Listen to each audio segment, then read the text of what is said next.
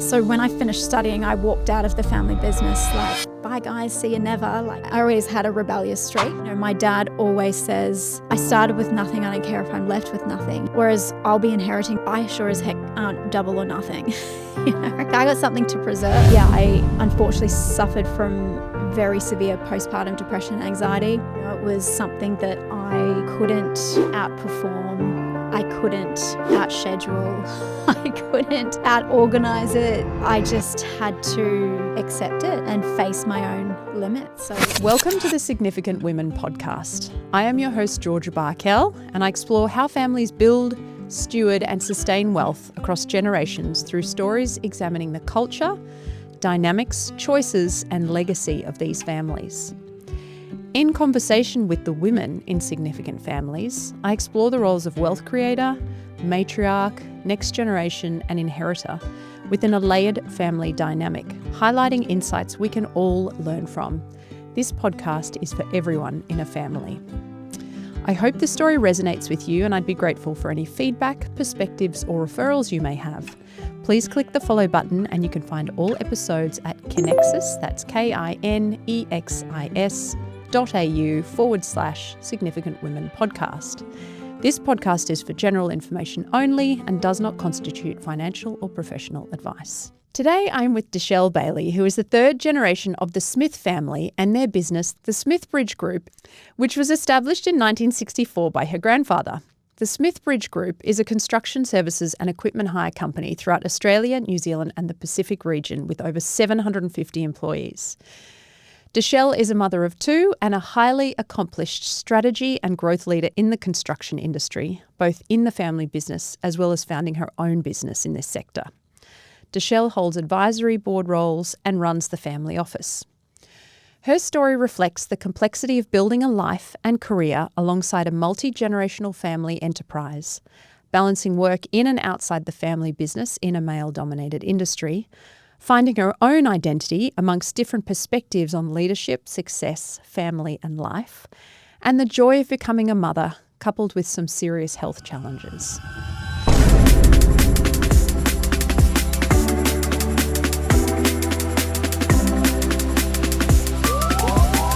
Welcome, Deshelle, and thank you for joining me and sharing your story. thank you for having me, Georgia. Great to be here. Thank you. Okay, so let's start with the origins of your family and the family business. Can you tell us a little bit about how the Smithbridge Group started by your grandfather and the evolution of that business over time?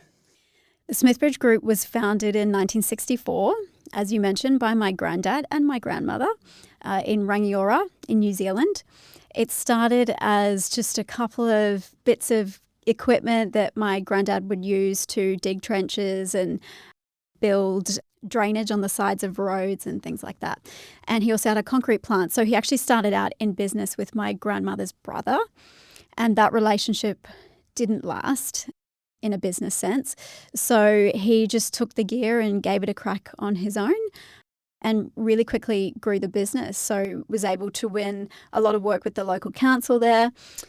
He came from a farming background, so, you know, his culture was very much work hard. You know, the business was built on that grit and determination. When he was around fairly young, actually, I think he was probably about 45, he'd had enough. He's from Australia. The climate in Rangiora was getting to him. It was cold and he was feeling old, which is hilarious because I'm almost that age now myself. Did you say 45? Yeah, I think he was somewhere. That's not old at all. No, although I presume he was living a fairly physical life. Absolutely. That's what my grandma says, that just the physical toll on his body, particularly in that climate, was just, you know, starting to become too much for him. So my dad had moved over to Australia. He was kind of forging his own career as an engineer, and he'd actually started his own small business in Australia doing civil construction. And my granddad called him up one day and said, look, I'm done. Like, you can come home and take over this business or I'm just going to shut it down. Now, at the time, my dad's brothers were still quite young. My dad's got 8 siblings, 4 brothers and 3 sisters, and none of them were really at the age that they were, you know, able to take the business over. So it was up to Dad. And Dad says at the time it was a difficult decision to close his own business to go and run his father's. But I guess it's kind of hard to appreciate that in hindsight because it's all worked out really well for him. So Dad, went back to Christchurch and started growing the business. My dad is a classic entrepreneur. We call him our crazy scientist. He's an incredibly talented engineer and grew the business. As his brothers got older, they wanted to become more actively involved in the business, but my granddad's approach, he always felt that the brothers would do better if they weren't together. So the business was sort of split into three so that my dad and two of his other brothers could, have their own kind of playground, I suppose, their own sandpit within which to play without, getting on each other's nerves too much. So of that shared foundational business, John C. Smith Contractors, that my granddad started, there's now actually 3 separate family lines and businesses that have come out of that. So throughout the kind of late 80s, 90s, my dad was doing large-scale construction projects in New Zealand, designing and building bridges and wharves. And then my mother, she's an Australian. So in the early 2000s, when things were quiet in Australia, Dad finally gave my mum what she'd been asking for, and we moved over to Australia. So Dad's philosophy in construction has always been to own your own equipment. A lot of constructors don't operate in that way. They like to hire in equipment, but my dad always, his philosophy was to own it. And that sort of led to him building quite a significant fleet of cranes. And when we moved to Australia, he purchased an existing crane hire company. So at that point, the business really evolved more into equipment hire than it was in construction. And certainly nowadays, that's majority of what our business does. And then throughout the early 2000s and 2010s, the business grew significantly. We had a lot of shareholders running different regional branches throughout the eastern seaboard of Australia. And then fast forward to 2020, and here we are, myself and my 2 brothers, working alongside my mum and dad in the business. And we have the crane hire business in Australia and New Zealand. And then in Guam and the Micronesian Islands, we have a crane hire and construction business. We also have a quarry and we do ready-mix concrete up there. Wow. That's a fascinating evolution of the business. And your uncles, do they still have their businesses? They do, yeah. My Uncle Tim, he runs his business, Smith Crane and Construction, in Christchurch. Mm-hmm. Also an incredibly successful business person in his own right. My dad has been involved to varying degrees throughout the years, but that's very much Tim's business. We still have some equity in that business, but my dad effectively at the moment works as a silent shareholder there. My dad's other brother, Daniel, also an incredible business person. He took a different route. He was doing a lot of crane hire, but also invested significantly in property. So he and his family now run, a significant property portfolio. So it's been, I think my granddad sees it as quite a successful transition from first to second generation, and that he did sort of foster a culture of competition between his kids, and he thinks that's sort of unlocked their success. I remember my Uncle Tim, he came and visited one year. We run a leadership forum once a year for all of our management throughout the business, and Tim joined us for one of them. And I remember him standing up in front of the room just sharing about Smith Cranes, and he said that he thought that, had he stayed working in the business with my dad, he probably would have been sweeping workshop floors for his whole career. So I think from his perspective, being the younger brother, it's been a successful generational succession. Whereas I think my dad has sort of dreams about what it could have been if they'd stayed together. So my dad is very motivated in the second to third generation to try and keep the family together. Interesting. Different approaches. So it worked out well for your father's generation, but even so, he's considering a different approach for your generation. Yeah. Really interesting. From a transition perspective, there's another brother and 3 sisters. Do they have any ownership in any of these businesses? They do actually. up until recently, one of my dad's sisters, she was a shareholder in the Sunshine Coast branch of our Universal Cranes business. All of my dad's siblings have been business owners across various industries, I think with the exception of one of his brothers who is a very successful federal politician in New Zealand. So, yeah, very remarkable family. It wasn't until I was, older that I came to understand how unique the family was in terms of just the way that they'd been raised to be so ambitious, hardworking, focused, dedicated, and all of them have amazing careers and, professional lives and personal lives. So, yeah. It's amazing. Yeah, it's cool. Those are some really interesting values, the hardworking and the committed, the dedication. Do you think with those values you have to compromise on others in order to be successful? I mean, yeah, definitely. Being that dedicated to the business, there has to be sacrifice there. And I guess when I think about my childhood, the business was always there. It was just normal to us to have I guess, the head seat at the table. Like many families, we call the business my dad's firstborn child. So we all made sacrifices for it from the very beginning. That loyalty to that system that you build, that ecosystem, and the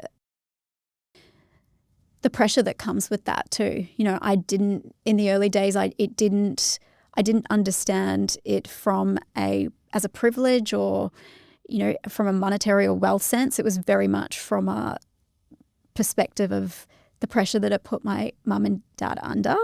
I remember not long after we moved to Australia in the early 2000s, my dad had a construction project that didn't go very well. And I remember the stress that mum and dad were under at that time, worrying about the people that were in their ecosystem that they'd built and how everybody else would be affected.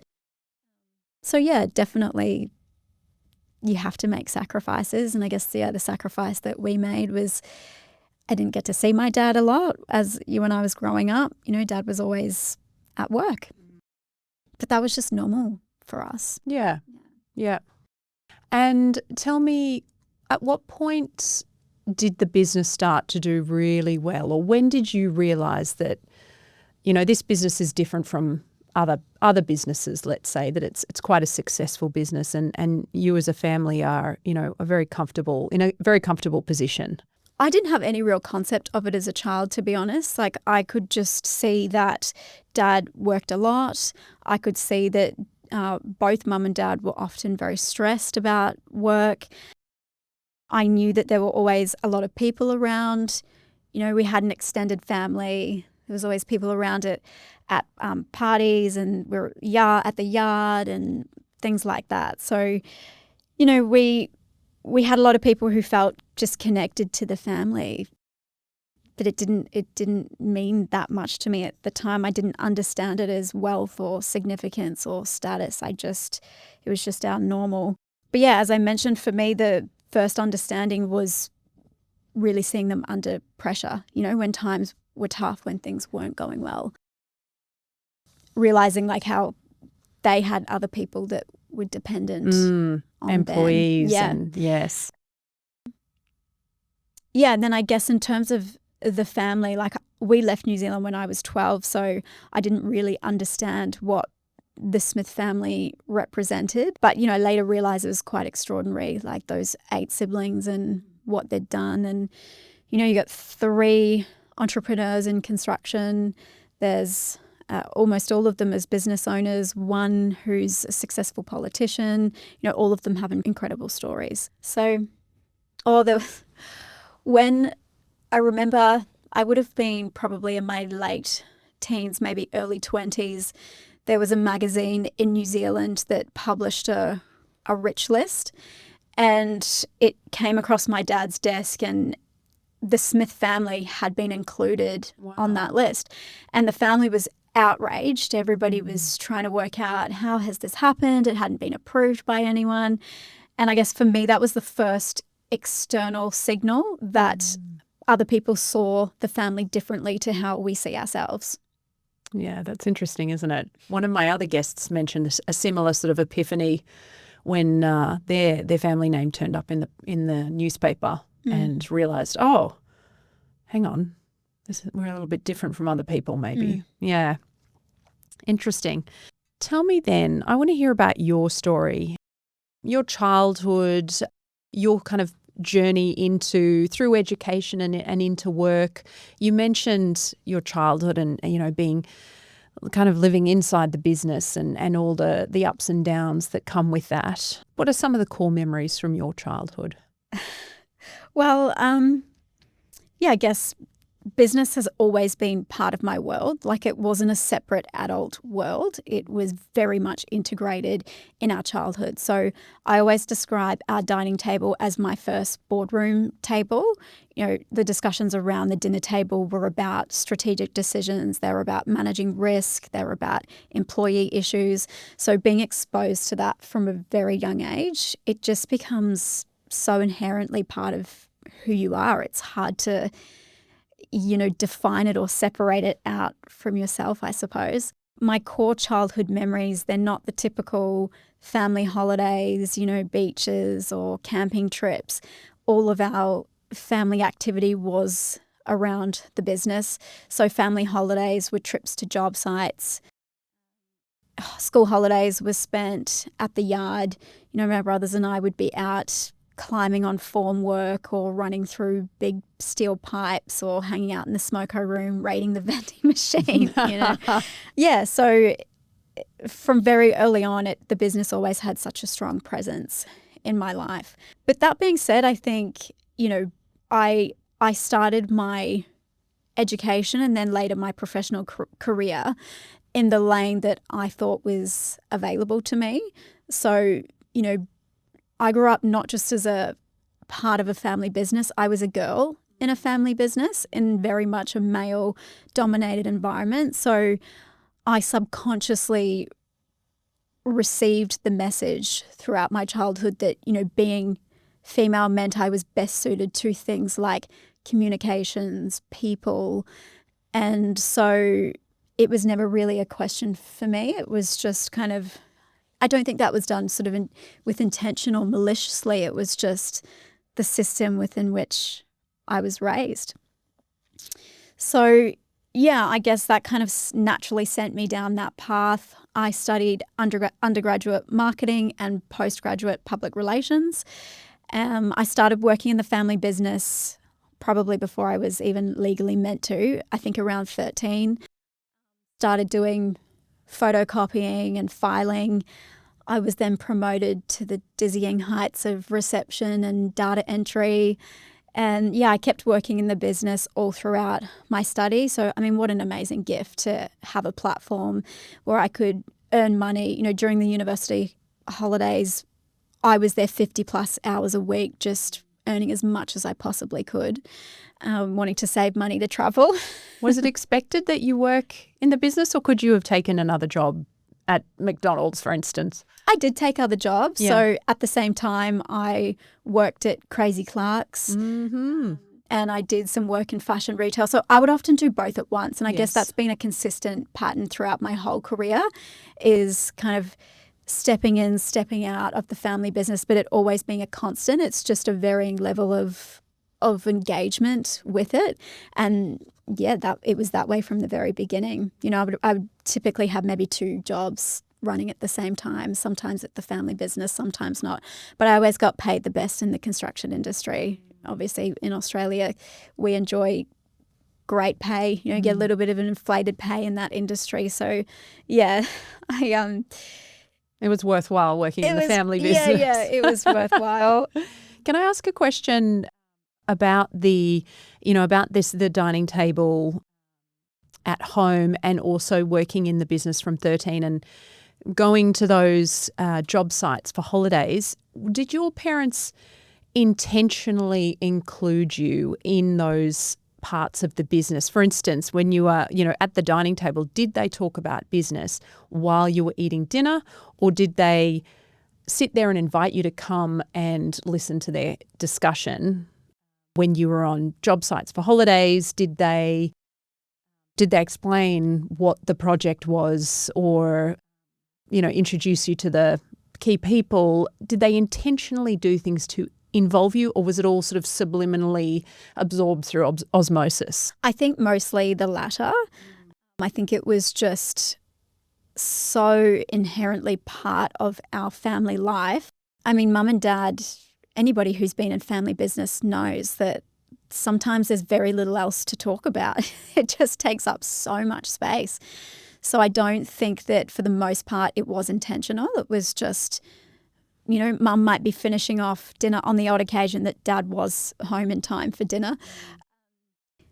And she's asking him what happened in the day and he's telling her and we're just there and hearing it. Certainly when we went to job sites, my mum and dad have always been very proud of the impact that they've had on the built environment. So my dad would take a lot of pride in pointing at a bridge and saying, Granddad built that. When I was 12, I was there as the site boy bringing hot tea and, heating up the meals and we did that, we built that. Wow. Yeah, so a combination of both, but I think mostly it happened organically. Mm. And then tell me, so you studied multiple degrees at university and you worked in the family business, but then you set up your own business. Tell me about I that did. journey. So when I was in the family business, I guess I just started to kind of forge my own path there and, recognize that marketing didn't really exist in the business and that was what I was studying. So I saw that as an opportunity to, build up my CV, but also bring some benefit to the family business. So at that time, I started just doing really basic marketing upgrades like clear branding, consistent logos, getting the fleet all the same color, templates, visual identity, and they were small steps, but looking back, it was kind of those first steps of the next generation starting to make their mark on the business, which is kind of cool. I didn't see it like that at the time, but yeah. So that kind of, put me on a path of using my communication skills in that construction space. So when I finished studying, I walked out of the family business like, bye guys, see you never. I always had a rebellious streak, so I was absolutely stoked to be starting my own professional career and forging my own way independently. So I went and worked doing tendering for tier 1 constructors in Australia. And that led me down a path of really specializing in strategy and winning work. So I co-founded a business-to-business marketing agency. We specialized in strategic planning and winning work. So, bid management, tender writing, and project strategic planning. And did you do work for the Smithbridge Group? We did. Yeah. The family business was one a of client. The clients. Yes. Yeah. More so. So throughout that entire time, I'd always been a member of the advisory board. So that's remained consistent for me for the past kind of 10, 12 years now. So that work I would do through my business. And then occasionally, if the business had other sort of more meatier marketing projects that needed to be on like a significant website upgrade or something, then they would come to us. Yes. Yeah. Yeah. That's great. You can collaborate. Yeah. And tell me, why did you then decide to go back into the family business? Well, funnily enough, my husband was offered a role in doing operations management in the business in Guam. So at this time, we were sort of in our, we're between 25 and 30. It was a great opportunity for him, and we'd always imagined having another overseas experience. So it ticked that box for us. So I dutifully followed him over to Guam.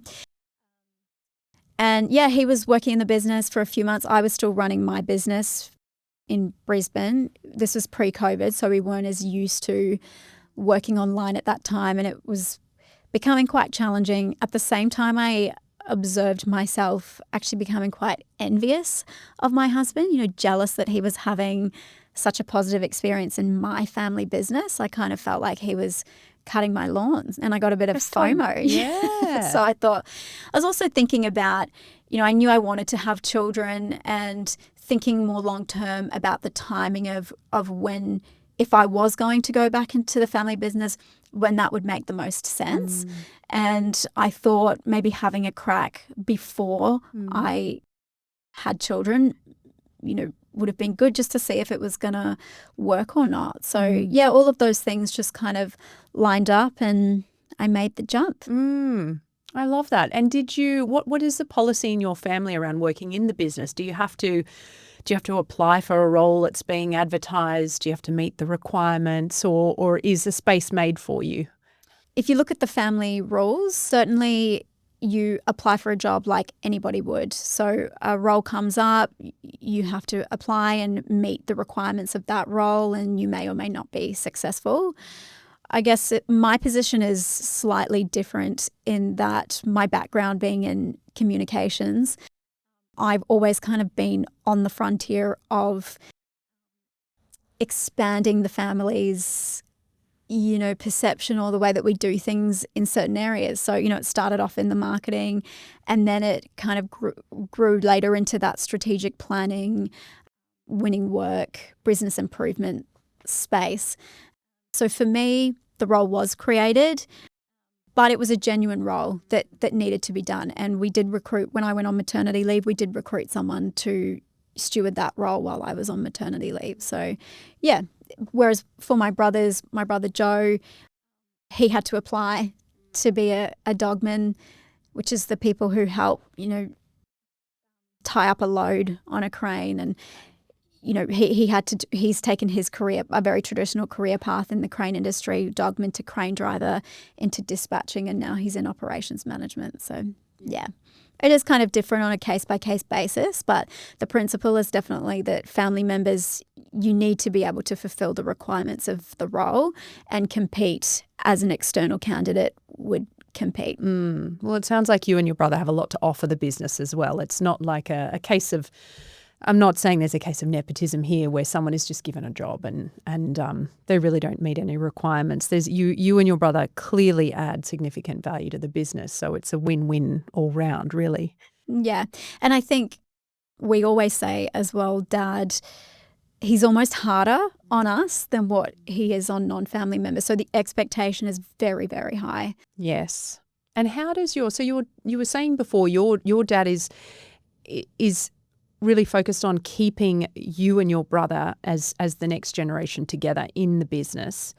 Again, does he do anything intentional to foster that? Has he said that to you out loud?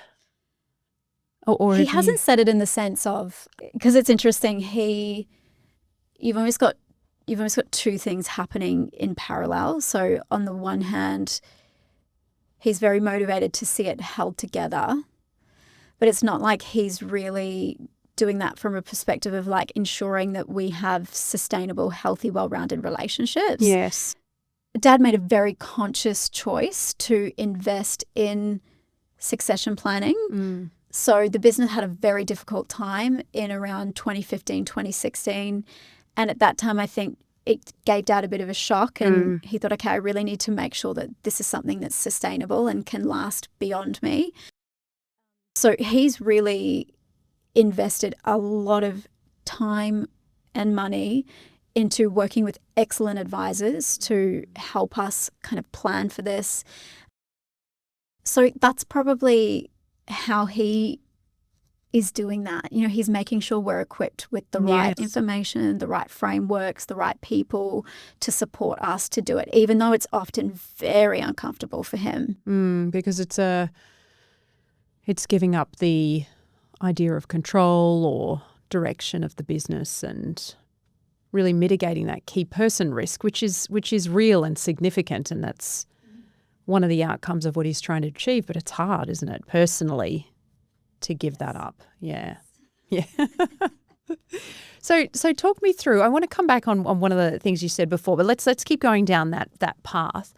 Tell me then about what really practically, what sort of things your dad has put in place in the last 10 years in the business in terms of this being able to transition the business.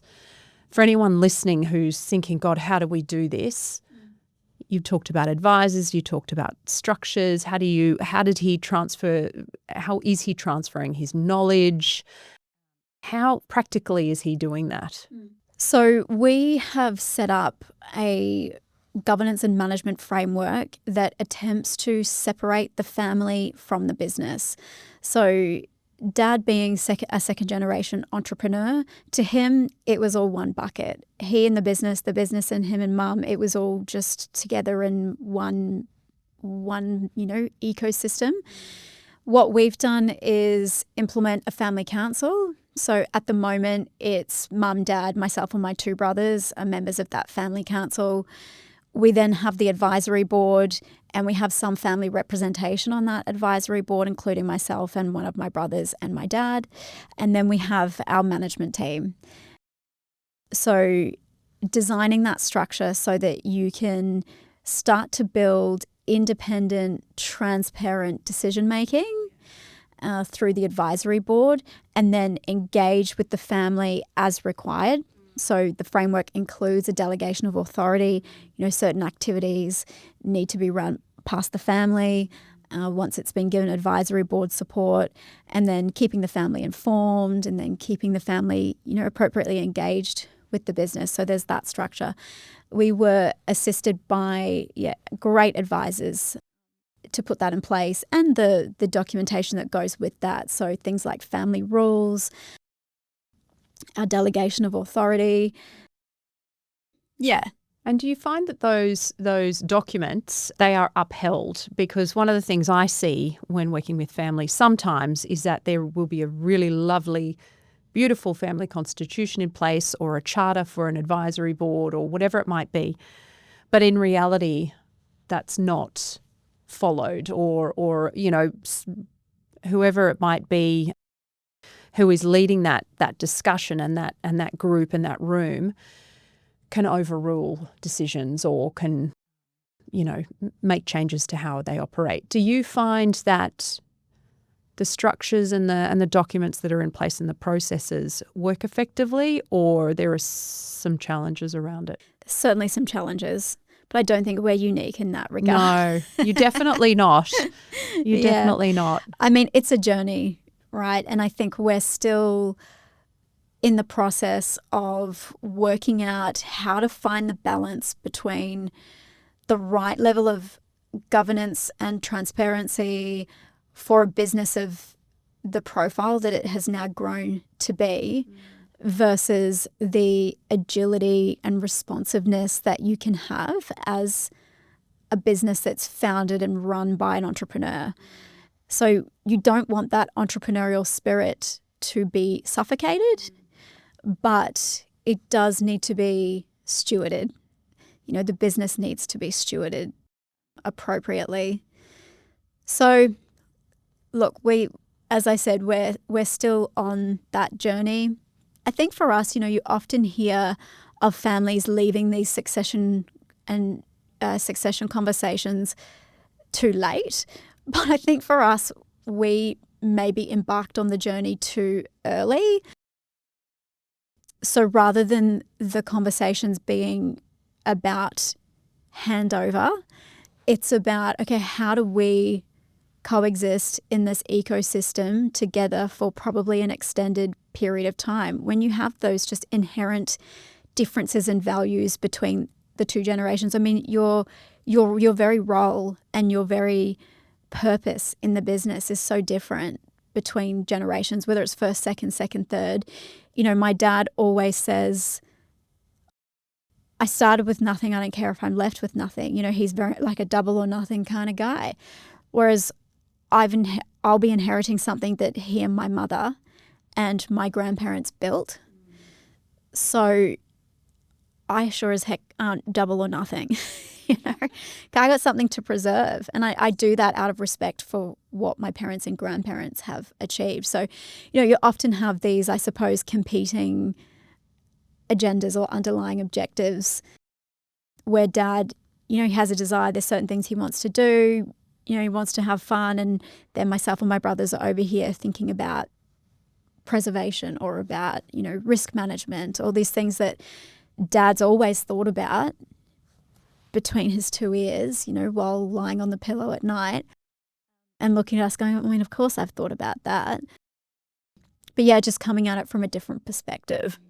It's really fascinating. And as a there's some generational differences in there for sure, but there's also the differences between an entrepreneur who's inherently a high risk taker and someone who is stewarding a business in an executive role, and they may not have the same risk tolerance. So there's a lot of factors there. It's really fascinating. We're at the point then in your life where you are in Guam, you're moving back into the family business in the anticipation that you will have children in the near future.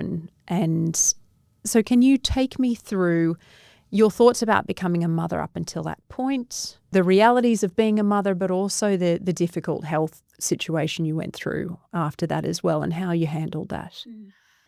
I'd always been very nervous of becoming a mother because of the stereotype around what a mother's role should be that existed in my family. Again, not maliciously, it was just part of the framework that I grew up in.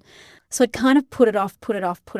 And with an identity so, built around my productivity, my ambition, my career, I was always very nervous about how I was going to, reconcile motherhood with my career and with that part of my identity. But eventually we did fall pregnant. It happened. It wasn't unwanted, but it was unplanned. And you can never quite time it anyway. No. But I always say it was good that it happened that way, because I may have just kept procrastinating it for the rest of my life. And having children has been one of the most wonderful things that's happened to me, but it's also been one of the most difficult things that has happened to me. Yeah, I guess it changed me in ways that have been really foundational to who I am now. And it wasn't just about sleep deprivation or logistics. It was like a complete destabilization of my sense of self. So yeah, I unfortunately suffered from very severe postpartum depression and anxiety after both my babies. After my first child, the road to recovery was long. It was very difficult to access services at that time because of COVID. I did recover, but yeah, it was a difficult journey. With my second baby, I was able to recognize the symptoms early. And so I was admitted to Catherine's House. The Mud Hospital here in Brisbane has an incredible inpatient mother-baby unit. And I was able to get the care that I needed. And that really was a turning point for me in terms of my recovery. But the whole experience really humbled me. It was something that I couldn't outperform. I couldn't outschedule. I couldn't outorganize it. I just had to accept it and face my own limits. So it kind of forced me to dismantle who I had seen myself as being and, rebuild that. And I think I'm still doing that to this day. I think that's maybe part of the journey of motherhood. But yeah, I think that sort of is where I became interested in this, newly trending concept of matrescence. It gave me language around that experience, and I think helped me to differentiate between what is part of the universal experience of motherhood and what was illness. And that sort of has helped me reframe the experience in my own mind a bit as well. For everyone listening, can you explain matrescence? Yeah, so matrescence is the seismic and profound identity shift that happens to a woman when she becomes a mother. So we're talking, physically, emotionally, mentally, spiritually. The brain actually goes through a restructure in the same way that an adolescent does. And I think previously, we've talked about postpartum. We make a lot of room for the baby and how to care for the baby, which is great. We've made so much progress in that respect.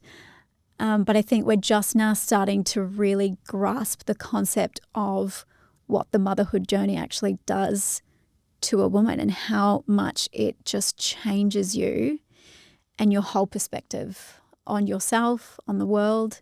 So I think it's great that we're, forming language around that, because I think a lot of things that mothers go through right from the beginning, but even, matrescence is an ongoing journey. Even if I've spoken with women who have adult children who are still talking about how their identity has evolved, as those children leave home. But it's so empowering for mothers to have that vocabulary and have that concept to be able to talk about it and understand how it reshapes us. And then, reconcile that identity with the girl that you were or the person that you were, before your child, and who you are now, and how you can integrate those two versions of yourself. I have to say, on the cusp of my eldest becoming a teenager this year, I completely concur that the matrescence journey is ongoing. It changes as I think your children get older and you go through these different phases. And the identity, your self-identity, for my self-identity, I would say, is still changing. It hasn't fixed and remains static at a point. I really think that's a incredible point you make. Yeah. Well, I think as a mother, you adapt around the needs of your children.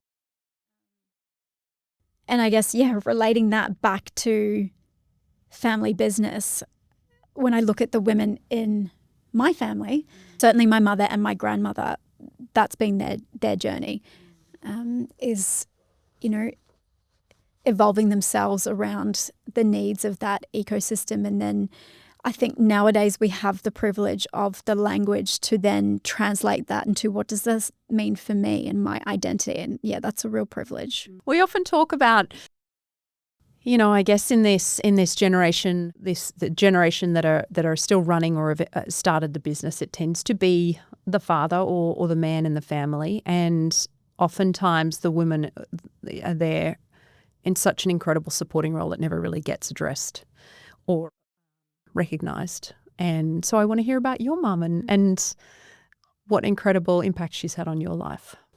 Dad was obviously very busy in my childhood, so it was my mum that was always there. I mean, my mum essentially raised us. She was the one at the footy games and netball games and, at home with us often. She did work in the business, but, my mum very much shaped our characters. So I credit her for building within us the, resilience and the humility that it takes to remain engaged in our family business.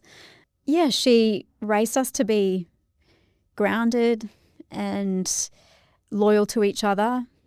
She would, she thinks she's not central to the business because she doesn't have a day-to-day operational role. She's not on the advisory board. She is on our family council. And even in that forum, I think she perceives her contribution as, minimal or at times inconvenient. But she really is the foundation of the whole family system. This is such an important point, I think, because when we think about the business and maybe the finances of the family, that is one piece in itself, but you need the whole system for it to be successful as a family and as a family business.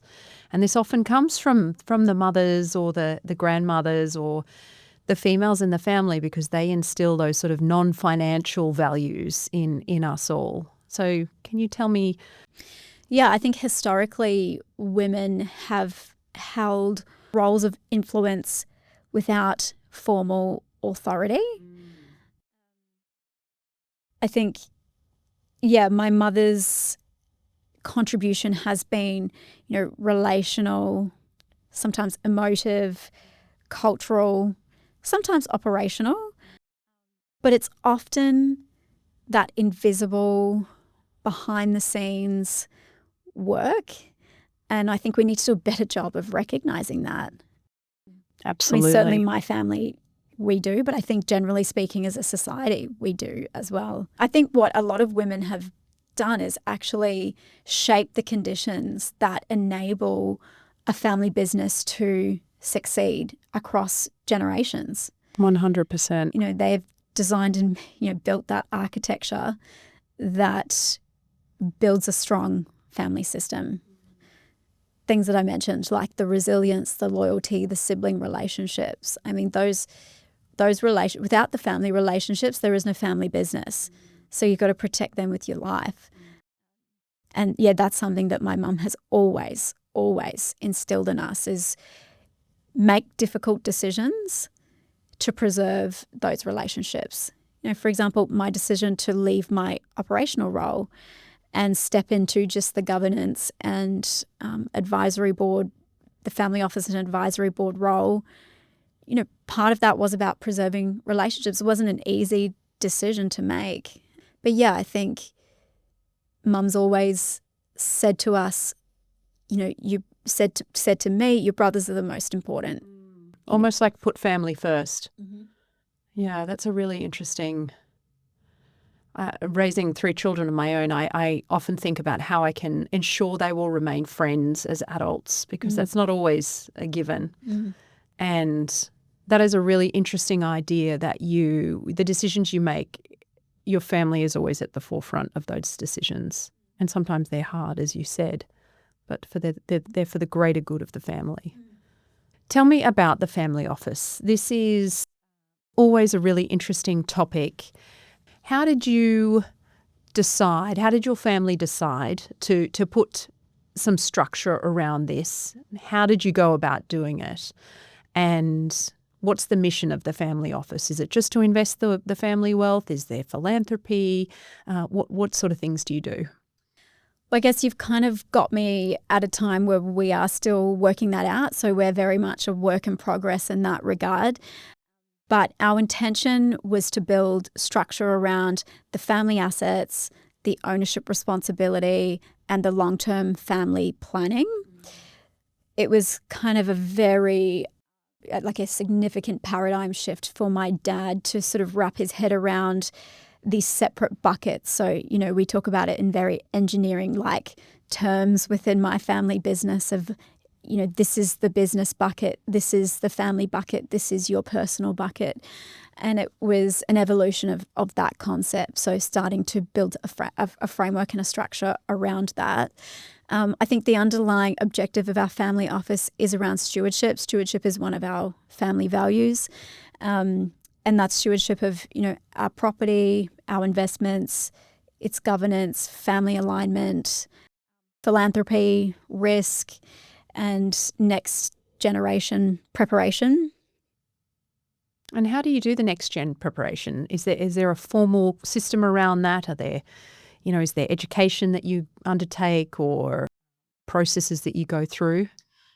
Yep. So at the moment, our policy is on a case-by-case basis. So look, I feel like we're probably not sophisticated enough in this yet to really be able to teach anybody anything, but because we haven't yet got to a point where we're explicitly talking about who will take what role. Do you have a list of family values that is documented that you've all agreed upon? We do. Would you mind sharing them? Sure. Stewardship, obviously I've already talked about that. Care, change for growth, so innovation and a willingness to adapt. Entrepreneurialism, and what have I missed? Familyness. How could I forget? I like that one. Yeah, familyness. So, that's really come from my mum. Yeah. And making sure we have intentional family-only time. One of our advisors, the amazing Bill Noe, he has an anecdote that he used. Bill is he's around, he's I don't know, maybe in his 60s or something, early 60s. And he is, shorter in stature. He's bald. And so he refers to himself as the family business. And he will say to us, I want you to make sure that you have some family dinners where this, bald little fat guy's not sitting in the corner. It's really cute. Yeah. So that's actually been very difficult for us. Really, really difficult, because the family business is just so pervasive. Deeply ingrained in who we are. And I mean, it's years long habits that are formed, talking about it, evolving our lives around it. So being intentional about carving out time and space for it to not be there has been really difficult. Much easier now that there's 7 grandchildren to distract us all. They've been a blessing. Do you have an annual family holiday or anything like that? Do you have any rituals? We do actually, yeah. We attend the Family Business Association conference every year, which is great. You get to connect with other family businesses and, learn a thing or two along the way, but mostly spend some time away from the business. We just have our 5 immediate family members, so mum, dad, myself and my 2 brothers. And it's all of that kind of, incidental time that you spend together, sitting at the airport, having breakfast, a time to just be together away from the demands of day to day. And then we try and do one other trip per year as a family, which has a bit of business involved in it as well. So either visiting our operations in Guam or visiting our operations in New Zealand, taking the kids, so my kids, the grandkids, the 4th generation on those trips too. And I guess, giving them the same childhood experience that we had of, being out on site. And we've got a picture in our family office of myself and my brothers swimming in this beautiful blue ocean. And behind us, there's a massive crawler crane lifting precast concrete. It's just like the perfect picture of my family culture. Yeah, so passing on those traditions to the 4th generation. I feel like I could ask you 100 more questions, but I will come to my concluding questions that I ask all of my guests. I have 4 questions for you. If you could do things differently and you were in charge, what would you do? Look, I think I would probably expedite our journey on moving from informal to formal decision making. So we're very much still on that journey and we've made great progress, but sometimes those frameworks aren't necessarily followed. And that can make the environment very challenging, not just for the family, but also for the people that work for us. Just that kind of shifting sands, I suppose. So if it were up to me, I would be expediting that, and that would be a non-negotiable. I think clarity on roles as well. I think at the moment we maybe have some blurred lines on what's what. I mean, we use a hat analogy, like the 3 different hats that we wear as an owner on the family council, as an advisory board member, as somebody involved in the day-to-day business. And I think we're still learning how to manage those different hats, how to take one off and put a different one on. And we all have different challenges in that regard. For me, I'm finding it a little bit easier now that I don't have a day-to-day operational role. Whereas my brother Ben, he's trying to wear all 3. I've tried that, didn't work for me. I hope he can be successful. But I think just more clarity, more boundaries around that. Succession timing, I think it's, we often talk about poor old Prince Charles, Gosh, waits around. Waiting. Yeah, and by the time his time comes, the poor guy, he's now fairly elderly himself, facing his own health challenges. So I always sort of try and remind my dad, my granddad, he essentially retired, but his version of retiring was stepping out of leadership and into a supporting role for his sons who were in the construction industry. So, he'd be all over the country fixing bad jobs or checking out new gear overseas or what have you. And he had a hobby mango farm. Whereas my dad, he is not the kind of person who'll be buying himself a hobby mango farm. Yes, yes. And I always try to remind him, think about what you were doing when you were my age. And I think he's like, oh, yeah. He's kind of shocked to realize the age that I now am. I guess it's like any parent. You just always see your children as children. Yeah. Even when they have their own children. Yeah. Yeah. So it's not that I want Dad to, shove out and let me take over. Absolutely not. Like, we need his energy around the place. We want to get as much out of him as we can. But maybe some shared ownership, some shared accountability, shared decision making. We're still learning how to do that. Yeah. Look, it's a journey and it's tough. The second question is, when you think about the future of your family, what matters most to you? I think I want to carry on my mother's legacy of ensuring that the family remains connected, not just connected through the ecosystem of the business, through the assets. Like, I want us to be connected by trust, by relationship. And I want that to carry through to the fourth generation too. So, I think it's really hard to do, but navigating this world of family business, but keeping the family and those relationships as the number one priority. Do you think your brothers think about that? Or do you think that's an inherently female? I don't think that they would not think about it, but I don't think they would think about it as much as I do. I mean, at the risk of generalizing, I think many men find compartmentalizing a much easier thing to do as well. So, my brothers often have, this is work, this is Sunday. Whereas, and hey, perhaps that's just a personality thing as well. Whereas, my gender and my personality combined, I can't exist in that binary sort of state. And I think for them, that's a survival technique. And it just doesn't work for me. What happened on Friday afternoon at the office is very much affecting the decisions I make about how I spend my Saturday and my Sunday. Yes. So yeah, perhaps that is just that relational and emotive perspective that women bring. And therefore we just inherently take on a greater responsibility for that too. I always kind of feel like, I'm sort of just checking, does everybody still love each other? Do I need to intervene and, make sure that the boys are cool and, make sure that Dad and Ben is cool and, keeping all those relationships cohesive. Yeah. What is one belief or value that you are intentionally trying to pass to the next generation, to your children or even your nieces and nephews? Definitely stewardship. So when I look at our family business, I don't want to look at it as something that I own or something that I'm there to extract the maximum personal benefit from.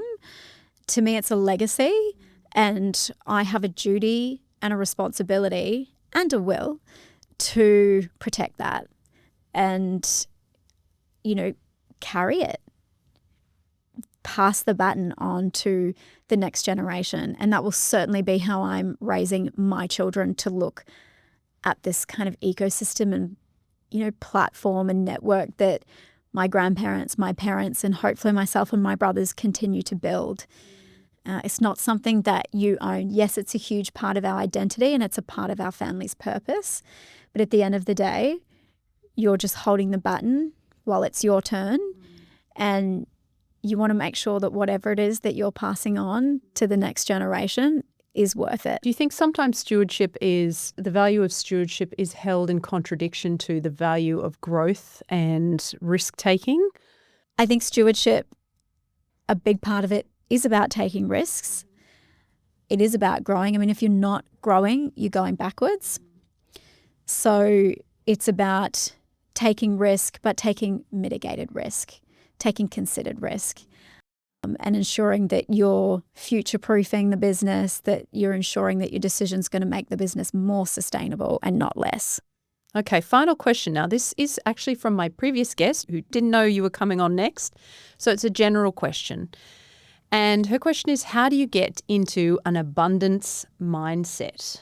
So by an abundance mindset, it's the belief that there is enough resources and opportunities for everyone. It's the opposite of a scarcity mindset where we live in this fear of, not having enough to do something that we want to do. So how do you get into an abundance mindset? I find that question actually really difficult to answer because I think I was raised with an abundant mindset. So it's something that I've just always taken for granted. Like it wasn't until I was, a teenager or a young adult that I started to make observations about my friends and my friends' parents and the way that they approached life, money, business, that I realized that a gift that my parents had given me was just this inherent belief that there's plenty to go around. That value is so much a part of who my dad is as a person. I mean, the way that he grew his business, his growth method was to take employees from the business, set them up in a branch. They would become a, 50-50, 49-51 partner. They'd put their house up as collateral, but Dad would sort of, help them into this business opportunity. And I mean, for those people, that was their family farm. Like they gave their everything to those businesses, but their families also benefited from that too. So my dad's never been one to hold it all close. It's mine, it's ours. There's plenty to go around. Look at all the opportunity there is. You see the opportunity, you think it's a good fit for you, tell me. Let's make it happen. I don't think a lot of people live in that mindset. And I didn't realize that. Yes. Until I looked around and it was just a given for me. Like for me, I mean, there's nuances to it, obviously, but essentially the sky's the limit. Plenty of opportunity, plenty to go around. There's space for everyone. I love that. Everyone can be successful. Yeah. Thank you for the honesty and thoughtfulness you've brought to our conversation. I'm deeply grateful for your time and for sharing your story so generously. Thank you for having me. If this conversation resonated with you, I invite you to follow the podcast and share it with others who may find value in these stories. You can find all episodes along with additional insights and resources at kinexis.au/significant women podcast. The information shared in this podcast is general in nature and does not take into account your personal circumstances. You should seek independent advice before making any financial or investment decisions. Thank you.